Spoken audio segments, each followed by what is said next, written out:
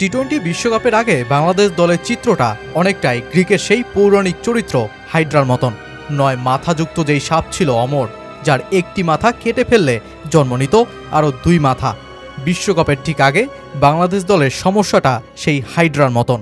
নাজমুল হোসেন শান্ত জিম্বাবুয়েকে 4-1 series হারানোর পুরস্কার গ্রহণ করছেন। চেহারাতে খুশির ছাপ স্পষ্ট হলেও অন্তরে যে একটা চাপা ব্যর্থতার আক্ষেপ ঠিকই পুষে রেখেছেন তিনি ও তার সতীর্থরা।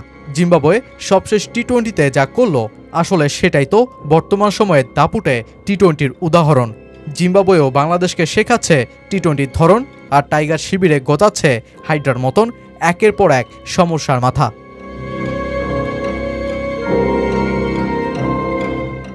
একটা গল্প দিয়েই শুরু করা যাক। গ্রিক পুরাণের সবচেয়ে শৌর্যবীর্য সম্পন্ন মহাবীর ছিলেন হেরাক্লেস। এই গ্রিক মহাবীরে ছিল অচিন্তনীয় সাহস আর শক্তি। শিশুবেলাতেই বিষধর সাপকে গলা টিপে হত্যা করা এই মহাবীর এরপর বধ করেছিলেন লার্নিয়া নামের এক জলাশয়ের দানব হাইড্রাকে, যার মাথা ছিল 9টি। এর মধ্যে 8টি মাথা মরণশীল হলেও বাকি একটি মাথা ছিল অমর। হেরাক্লেস একদিন হাইড্রার সাথে যুদ্ধ করতে নামলে আবিষ্কার করেন হাইড্রার এক মাথা কেটে ফেললে সেখান থেকে জন্ম নিচ্ছে আরও 2 মাথা।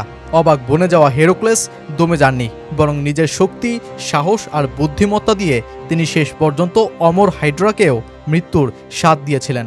বাংলাদেশ দলে যেন ক্রিকেট সেই প্রাচীন কাহিনীরই বিস্তার ঘটেছে। এক সমস্যা কাটতেই গজাচ্ছে একের পর এক ভিন্ন সমস্যার মাথা।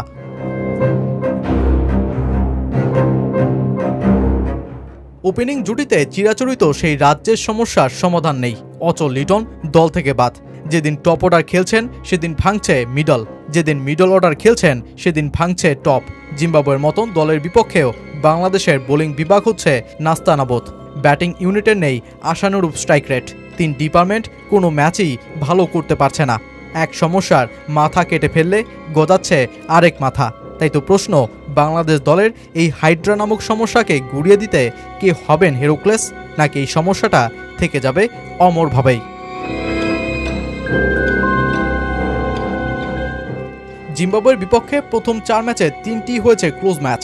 এর মধ্যে জিম্বাবুয়ে 2 ম্যাচে তো টাইগার বোলারদের নাবিশ্বাসী ছুটিয়ে দিয়েছিল, কিন্তু তবুও দিন শেষে রেজাল্ট হয়েছে বাংলাদেশেরই। কিন্তু বোলিং ইউনিট আশার আলো দেখালেও ব্যাটিং বিভাগ ছিল না টি-20র আদর্শ মানের। তাই তো ম্যাচ জিতলেও মেলেনি খুব বেশি আশার বার্তা। সবশেষ ম্যাচে তো গোটা টপ অর্ডারই ব্যর্থ। মাহমুদুল্লাহ রিয়াদের 54 রানই বাঁচিয়েছে সম্মান, সাথে জাকের, সাকিব আর শান্তর টুকটাক ইনিংস। অথচ 158 রান তাড়া করতে নেমে জিম্বাবুয়ে দেখালো টি-20র আসল ধরন।